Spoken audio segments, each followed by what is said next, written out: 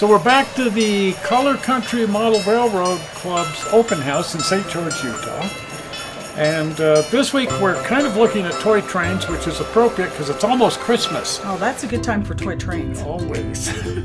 And St. George is a great place to be at Christmas because it doesn't snow there very often. No. We love St. George. It's just a beautiful place.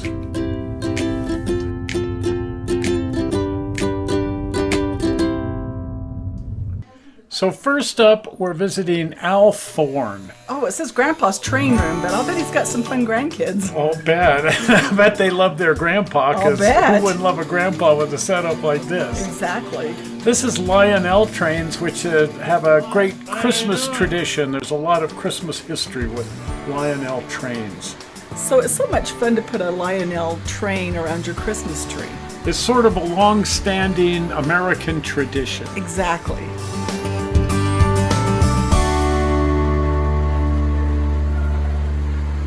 I grew up in Idaho, little town of Shoshone, where the Union Pacific would go through every day. The Portland Rose and the city of Portland would go through our town every day. And that's why I got excited about trains. I got my first train when I was 6 years old for Christmas. And one of the cool things I like about it is my granddad built a little, kind of like a passenger station there to put with it, and I still have that. That's sweet. My brothers pretty well took care of my first trains, my younger brothers. And I just, through the years, have collected what I can. And for years, I was at Pocatello High School teaching and coaching. And so Pocatello is a railroad town, major railroad town. Very much. And so I take and put just put an engine or something on my desk when I get new students. And they say, "Oh, I got something like that at home." And that's how I collect a lot of stuff. Oh, okay. Plus, I made an agreement with my wife. She likes garage sales, so I told her I'd take them to them, and she'd ask the first question: "You got any old trains for sale?" And so that was another way to collect trains. It's great that he's got such a large room here that he can have really broad curves and a lot of track, and that allows him to run gigantic locomotives like this Bigboy. Isn't that something? We love the Bigboy. Oh, exactly. It seems that everything on this railroad is Union Pacific, speaking of big boys. Right. And he's also got a turbine and just a lot of classic Union Pacific equipment.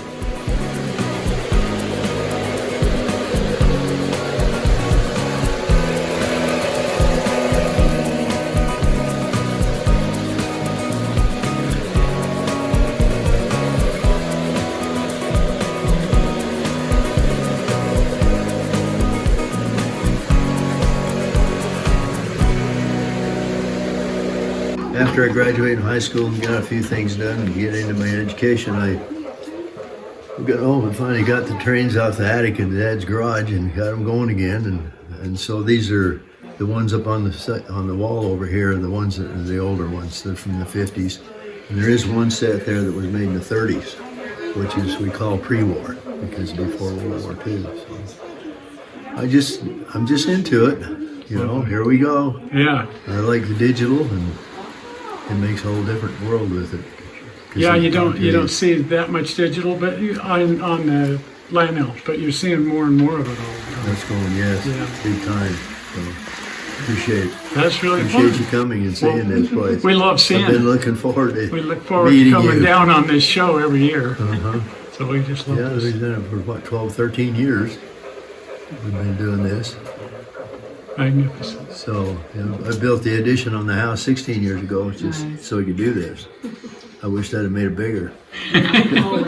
That's always the thing, isn't it? Get it around. So anyway, just the little town I've got here is all from the old 50s. Plasticville was the name of the manufacturer, and they still have some of that you can get. It's been a good experience. Well, thank you. So thank you for coming.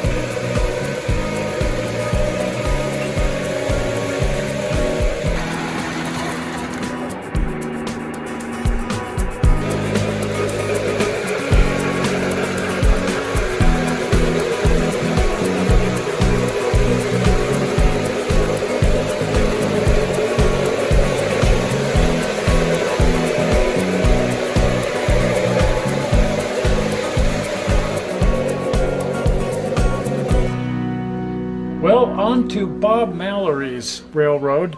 He's also got a Lionel railroad. It's a very Christmassy railroad. Oh, this one's a lot of fun. And it's on wheels. It's out in his garage, but it's on a table on wheels so he can kind of roll it around and move it enough out of the way that he can still park his car and stuff like that. But I just love these Christmas Lionel layouts. They're just fun.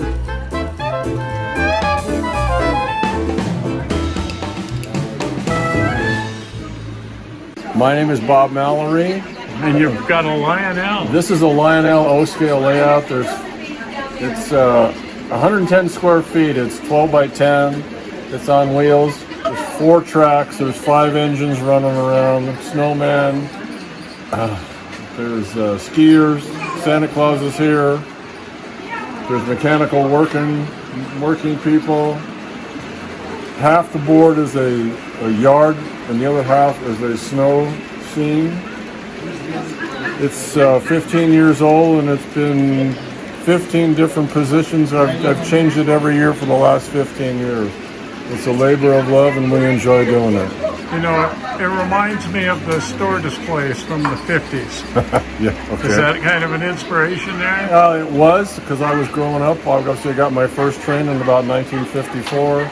Was a Lionel, put it around the Christmas tree, and just added on from there. Yeah, for sure. Yeah, I think we all have fond memories. Oh, we all have a lot of everybody you talk to that comes through here always remembers their first train. And they talk about it. Some of them still have it in the box somewhere in their house. We try and build the layout in the club every year so we can sell one to get people motivated to build a project with their family, their grandson, their son, their granddaughter, or whatever. And we sold 3 last year, and we sold two the year before. The one this year is going to the Jubilee of Trees. Okay, so we'll build another one for the public next year.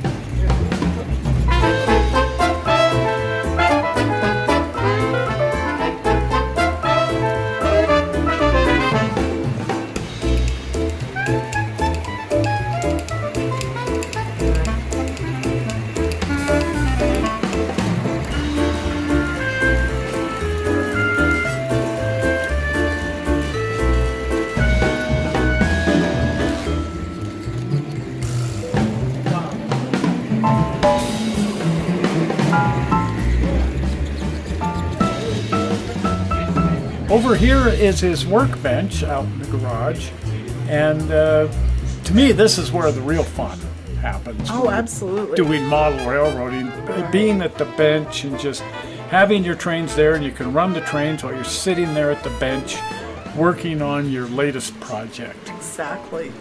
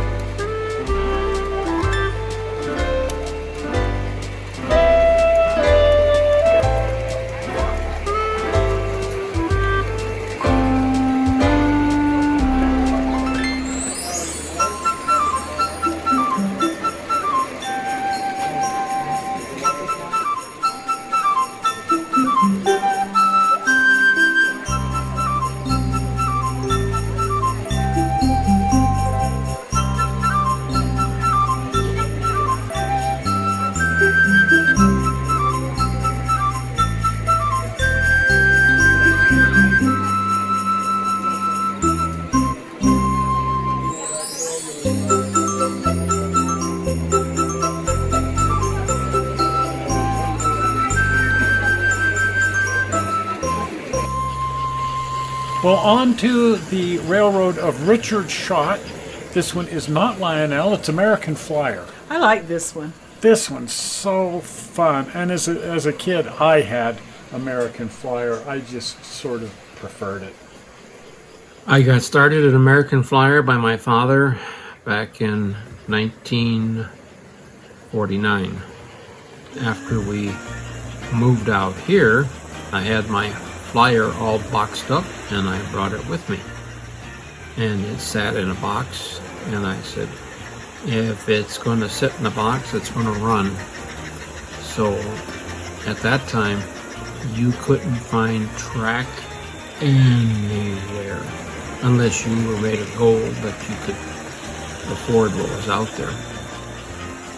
And then I come across a place up in Michigan called American Models, and they had track that you see on the layout, and it has that real track look to it rather than that wide American Flyer look.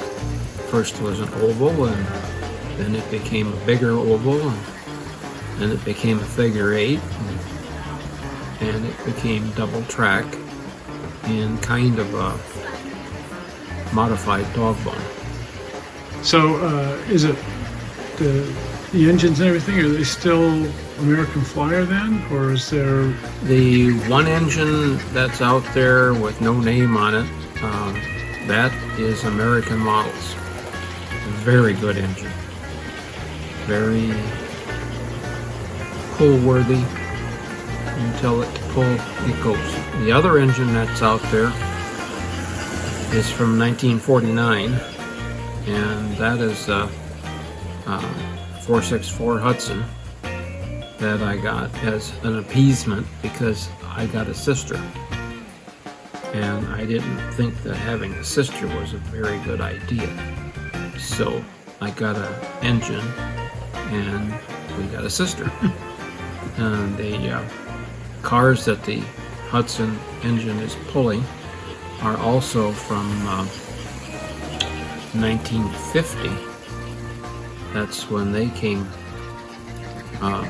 Well, they were on the market already in 49, but that's when Dad found them in the store.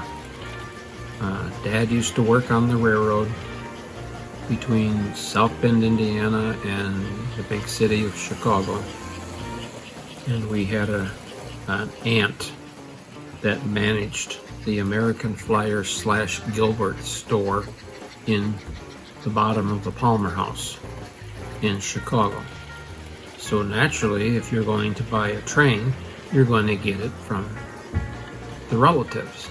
So that's how we got into American Flyer. Also, American Flyer is 2-rail, Lionel is 3. Father says my railroad doesn't have 3 rails, it only has 2. So therefore it's going to look real, and it's going to be American Flyer. And what's not to love about plastics, Bill? It is so mid-century. As a kid, I hated it. Oh, really? Well, I just, it was like, I want more realism. Oh, true. But I was always moving more and more away from the toys and toward model railroading, and now I look at this and I love it. yes, it's of an era. It's classic. It's wonderful. I just love the toy train stuff, even though I always wanted to move more towards scale modeling. But look at this. It's just fun.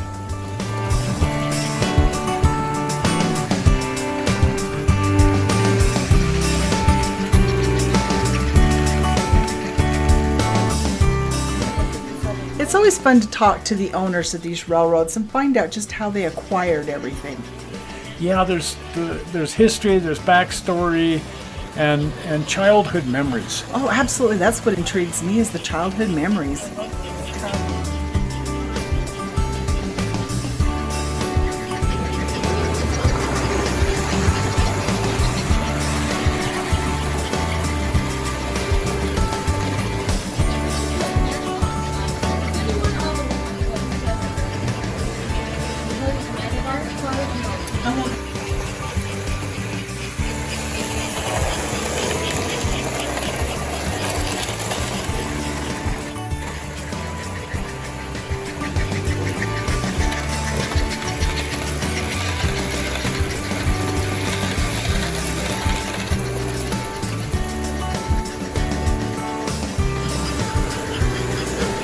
Well, next week we have more American Flyer and Lionel, Oh, that will be fun. which is appropriate because next week is our Christmas show. Sure. And boy, do we have some amazing American Flyer and Lionel to look at next week, so you don't want to miss that. No, you don't. And it's Christmas, and what better thing to do just before Christmas than watch some toy trains go around. So make sure you're a subscriber so you will be notified when we post the Christmas show.